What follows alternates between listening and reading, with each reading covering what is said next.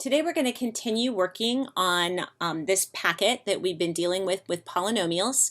So just extending it a little bit now that we know how to do synthetic division. So the key to solving cubics or higher degree polynomials is the fact that if a polynomial is divisible by x minus k, then k is a root. So notice that opposite idea. And we know whether or not that polynomial is divisible by x minus k.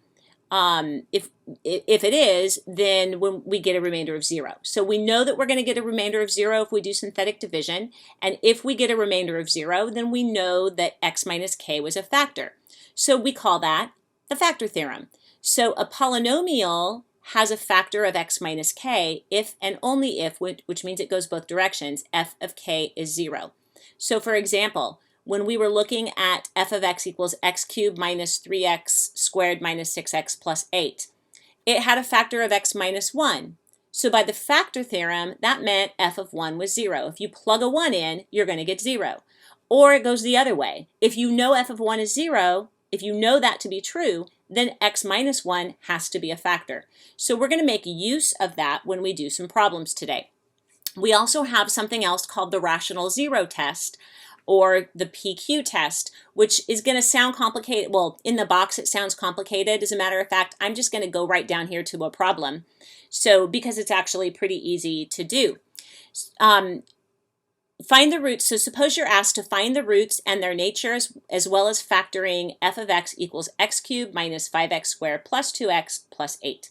So what we're going to do first, the p part of this PQ, so the p part is all the factors of the constant term at 8. So we're going to take the constant term. All the numbers that go evenly into 8, and they could be plus or they could be positive or negative. So it's plus or minus, 1 goes evenly, 2 goes evenly, 3 doesn't, 4 does, or 8. So those are all the possible combinations, 1, 2, 4, and 8. Actually, we'll do the plus or minus down here, so we can even leave that off here and just think of the numbers 1, 2, 4, and 8. Then all the factors of the leading coefficient 1. So the q there's only 1, so it's just 1. Now you look at all the possible combinations of p divided by q. So you could get 1 over 1. This is the plus or minus. 1 over 1 is just 1. Or you could have 2 over 1, which is 2. Or you could have 4 over 1, which is 4. Or you could have 8 over 1, which is 8. So these are all, and they're all plus or minus, these are all the possible rational roots, is what we're going to call these. The possible rational roots. So we are hoping that something works to get us started so we can find a root, so we can factor.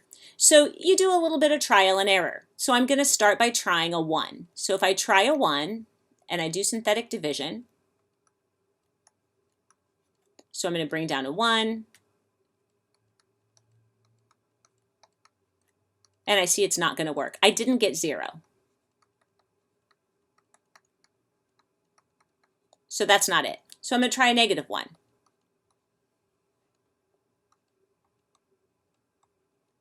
So I bring down a 1, I get a negative 6, I get an 8, I get 0. So because I get a remainder of 0,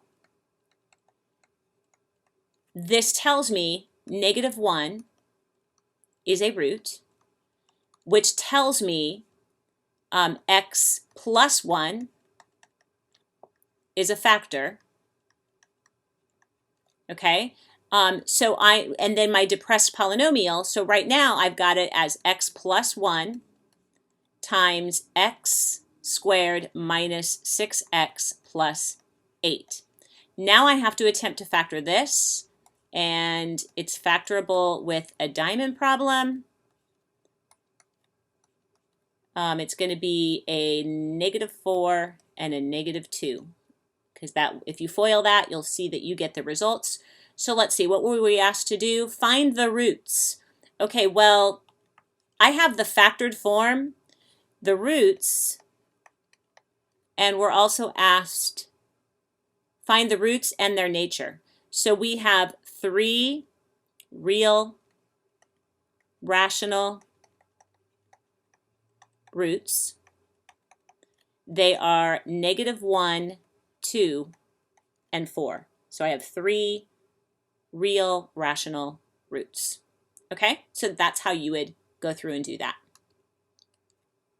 So what I did here was I plugged in this equation, this function, into the calculator. I know that this I did this a while ago before the calculator updated to a nice clean screen, and I just haven't redone it. That's why you don't see X with a little caret in the 3. But the setup is still the same. And if you go to table set and start it at -3 with an increment of 1, so it just gives me whole number increments. Sometimes I prefer to have half step increments, but this time a 1 is okay, and set it up as auto. And then when you scroll through here, notice that when you have a -1, see the 0 here? And here we had a 2, and there's another 0. And if I kept scrolling down, you see the 4 and the 0. So there's 3 zeros. We know there can't be any more than 3 zeros because this was a cubic function, and the most zeros it can have is whatever the degree of the function is. So it can't be more than that. So we know if we've already found 3, that had to be them all. So your calculator can kind of help you that way. So here's the process of solving a cubic. You determine all your possible P's and Q's, your possible rational roots. If the leading coefficient is 1, then that's easier, and that's what we're going to work on here today. Then you start all of your possible rational roots using synthetic division, and really all you need to do is find one of them, because as soon as you find one that works, then you can do other methods. You can do factoring with a diamond problem or a modified diamond in a box. So I would always start with the 1 and -1, and hopefully one of those work. Then if k is the number that worked, then remember x minus k is one of the factors. So you have to do that as the opposite. The other factor is the result of the division. The result of the division is going to be a quadratic. If we start with a cubic, then the result will be a quadratic. Then you're going to try and factor it. If it does factor, then your roots are all rational. And if it doesn't factor, then some of your roots will be either irrational or imaginary, because you'd have to use the quadratic formula to find those roots. So here's an example.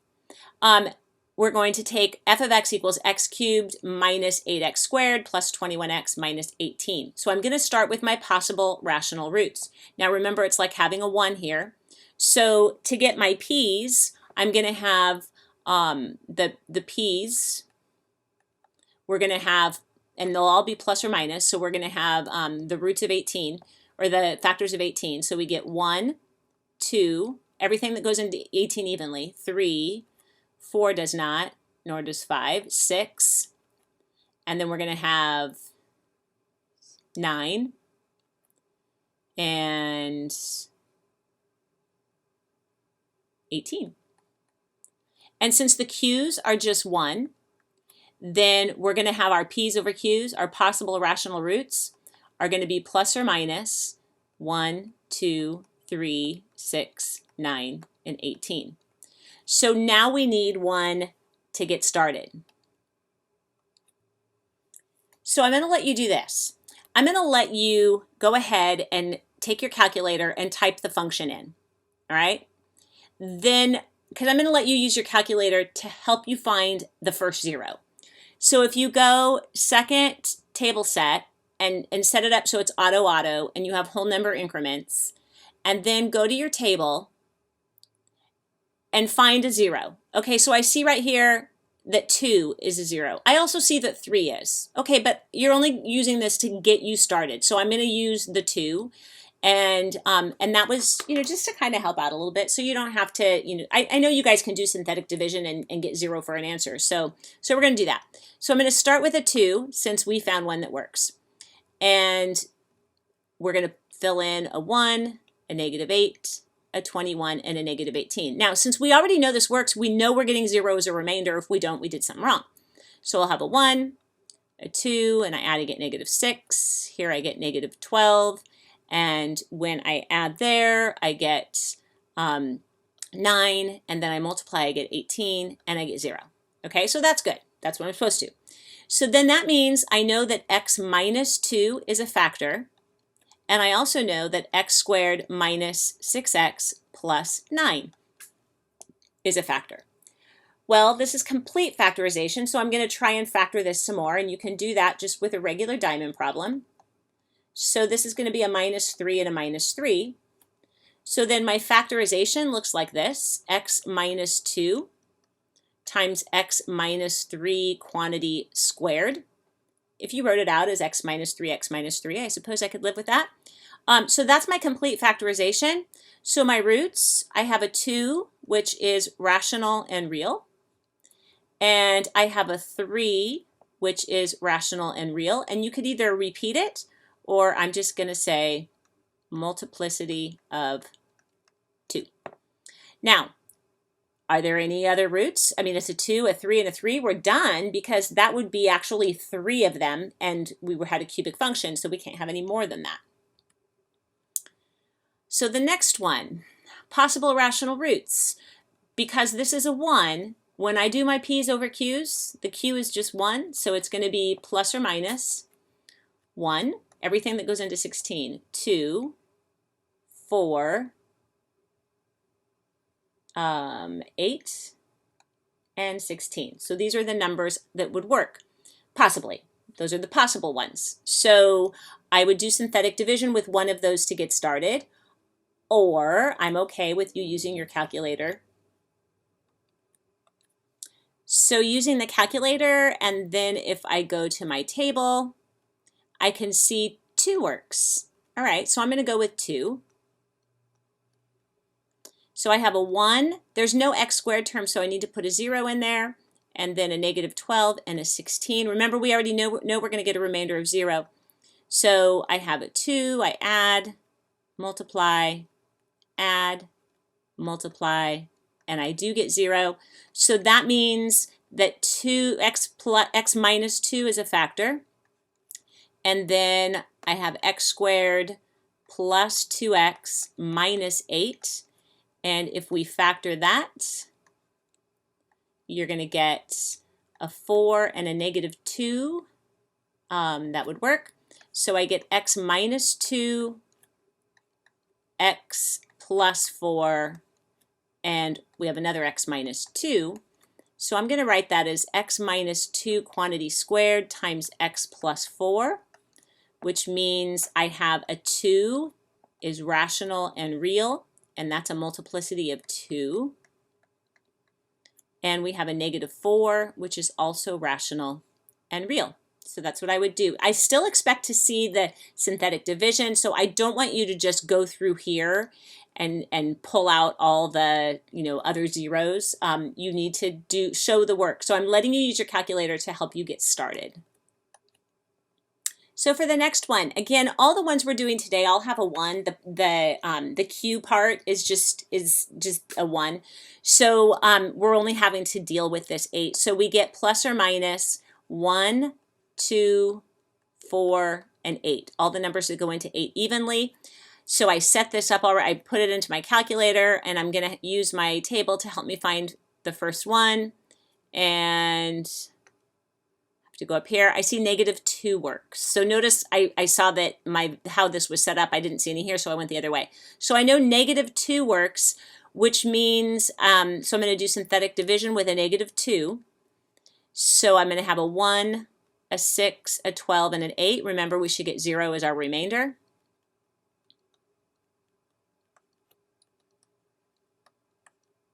And I do. So that means I have x plus 2 is a factor. So whatever you find here on the calculator, this tells you that -2 is a root.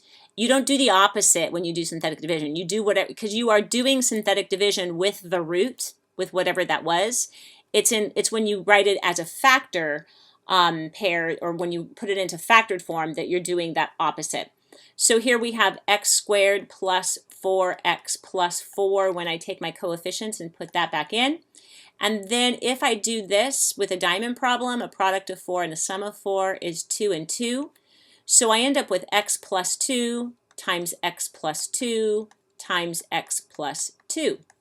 So I'm going to write that as x plus 2 quantity cubed. So my root is -2, and I'm just going to put multiplicity of 3, and it is rational and it is real. Okay? you'll notice if you scroll through, you will find no other zeros because -2 is the only one, and it just happens to be a multiplicity of 3. So for the next one, we've got for our possible rational roots, it's going to be plus or minus 1, 3, or 9. So you plug it into your calculator, look at your table to help you find one to get started. I see that 3 works, so I'm going to use a 3. I have a 1, -3, -3, and 9.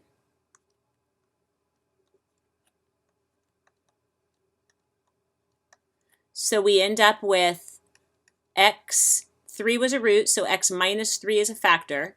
And then my answer down here tells me it's an x squared plus 0x minus 3. Okay, so that would be factored form. X squared minus 3 is actually not factorable. So when I write it out in factored form, I'm just going to have this for the complete factorization. I mean, I suppose technically I probably should have on all of them f of x equals, because that's the factored form of this expression up here. But those aren't my zeros. I know that I have 3, and that's rational and real. But what about this x squared minus 3? It's not factorable, but it's still solvable. If I do x minus 3 and set it equal to 0, then x squared equals 3. So x equals plus or minus the square root of 3. So I get positive root 3 or negative root 3. Those are irrational, but they're real. Okay, sometimes we get irrational. It will still cross the x-axis 3 times. At 3, at root 3, and at negative root 3. They just happen to be irrational roots. So on the next one, our possible rational roots are going to be plus or minus 1 and 2, and that's it. So taking a look, if you put it in your calculator and look at our table, I see that, oh, -2 is 1. And I only need 1, right? So -2, so I'm going to use that. And I have a 1, a 3, a 1, and a -2.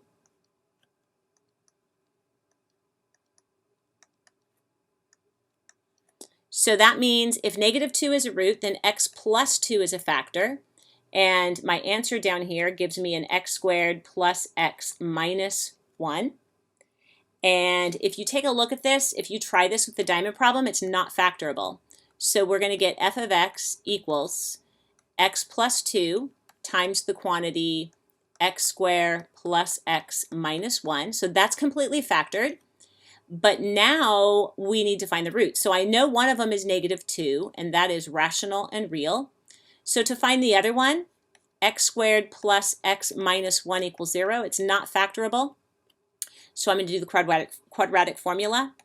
X equals the opposite of b, which would be -1, plus or minus square root b squared, which 1 squared is 1, minus 4 times a times c, all over 2a. So we get -1 plus or minus the square root of, this is going to give me 1 plus 4, so 5, all over 2. So I have -1 plus root 5, all over 2, and -1 minus root 5, all over 2. And those are irrational and real. Okay? When you draw this in, make sure that don't do this, -1 plus root 5 over 2, because that makes it look like it's just root 5 over 2. And if you're going to do the little slash thing so it fits on the line better, then you got to put parentheses like that, okay, if you do that. Last example for today. For this one, possible rational roots, again, this is just a 1 here, so I'm only having to deal with this last term. So it's going to be plus or minus 1, 2, 4, and 8. Graph it, or not graph it really, but just put the equation in there and look at your table to get you started. So I can see a 2 is going to give me a 0, so I know 2 is going to work. I get a 1, negative 2, a 4, and a negative 8. And bring the 1 down.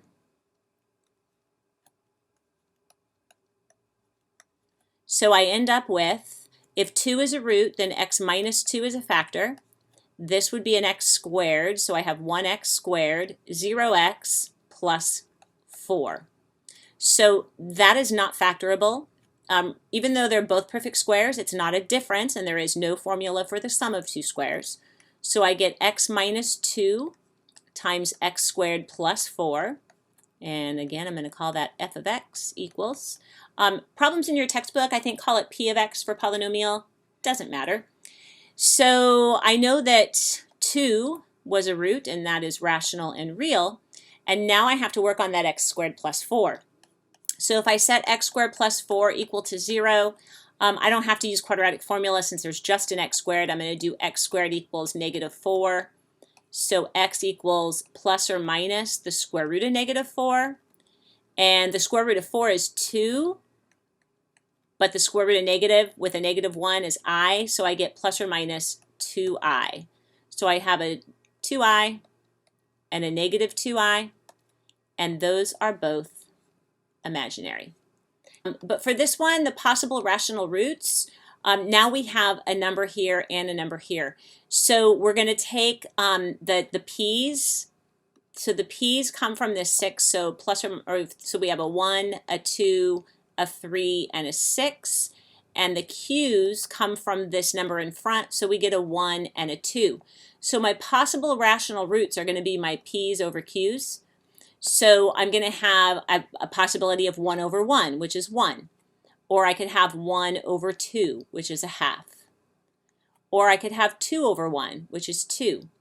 Or I could have 2 over 2, which is 1, but I already have that. Or I could have 3 over 1, which is 3. Or 3 over 2, 3 halves. Or I could have 6 over 1, which is 6. Or 6 over 2, which is 3, but I already had that on my list. So these are all my possible rational roots. So using my calculator to get started and going to the table, I can see negative 2 is a possible rational root. Notice I also see 3 as one, but I'm going to use the negative 2, and all we really wanted to do was get started. So I'm going to have a 2, a negative 3, negative 11, and a 6. And remember, we already know we're going to get 0 for a remainder.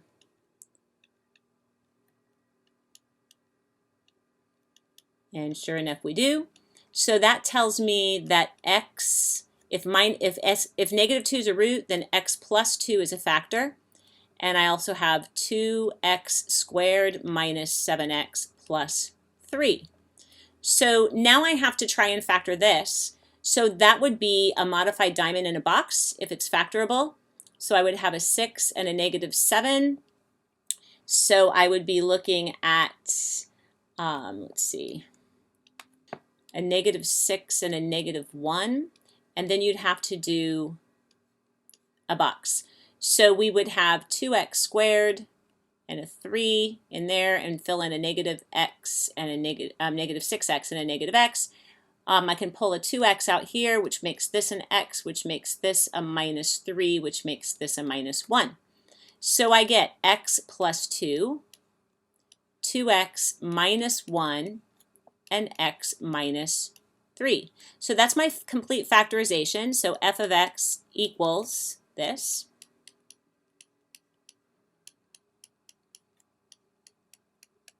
And my roots, I would have a negative 2 and a positive 1/2 and a positive 3. They are all rational. They are all real.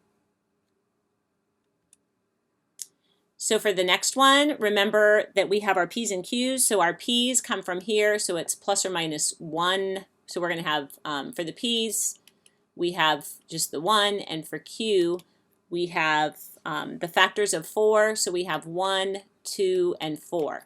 So my p over q's, plus or minus 1 over 1, which is just 1, or we could have a 1/2, or we could have a 1/4. So those are my possible rational roots, all of them being plus or minus. So then I need to plug it in and see to get started. Okay, so I have my function. Take a look at the table. Now I'm only going to see, actually, you know what I probably have to do? Because, oh, I've seen one. But it's possible that I wouldn't have seen any of them because notice 2 of them are fractions. So you might have to change your table set and make this 0.5 or even 0.25 so that you could pick up if any of these were as well. So, but we know that -1 is, so I may as well use that. So we have a 4, an 8, a 5, and a 1.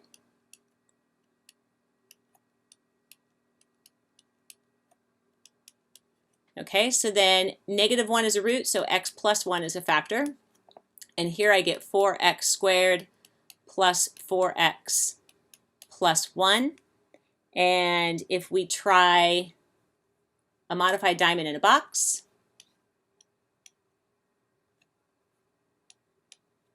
I'm going to get 2 and 2. So don't forget you have to do the box though, because it wasn't just an x squared. So I have 4x squared and a 1, so I'm going to have a 2x and a 2x.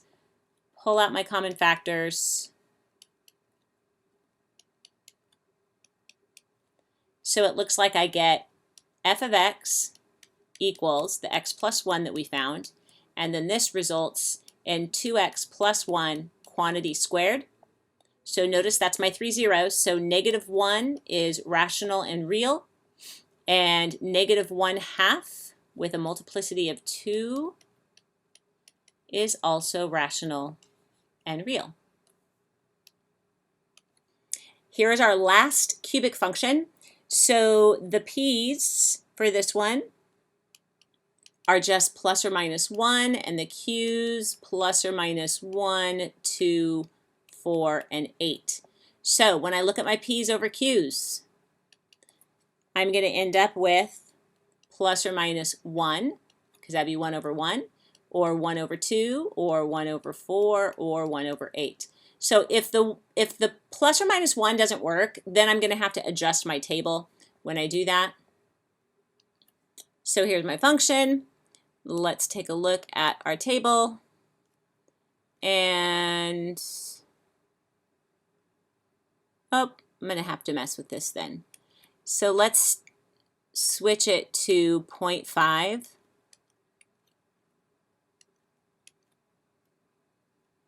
And there I can see 1. So actually a half and -1/2. See that they're both zeros? So that tells me I'm going to use a half. So if I use a half, then we've got an 8, a -4, a -2, and a 1. So I'm going to bring the 8 down. Half of 8 is 4. Add those, you get 0. Half of 0 is 0. And half of 2 is 1, but it was a negative. Okay? So we have x minus a half. And here we're going to have 8x squared minus 2, because there's no x term. Now, this is awkward, because I don't want a fraction here. And notice I have an extra 2 over here. So what I'm going to do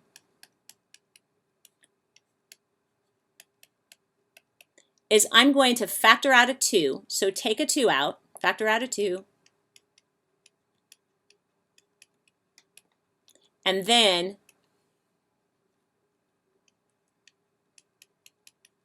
put it here. So if I factor out a 2 out of here, if I pull the 2 out and put the 2 into there, I'm going to end up with 2x minus 1 and 4x squared minus 1. So I'm factoring the 2 out. So divide the 2 out and then multiply it into here. That just looks better, okay? And now we don't have that weird kind of fraction in there. It's just better to write it that way.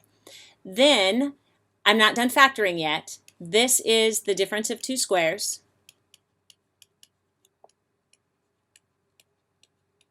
So I end up with 2x minus 1. This is going to be 2x plus 1, because the square root of 4x squared is 2x, and 2x minus 1. So notice that's a repeated factor. So if I come back up here, I'm going to have f of x equals 2x minus 1 quantity squared times 2x plus 1. So my roots are going to be a positive 1/2 with a multiplicity of 2,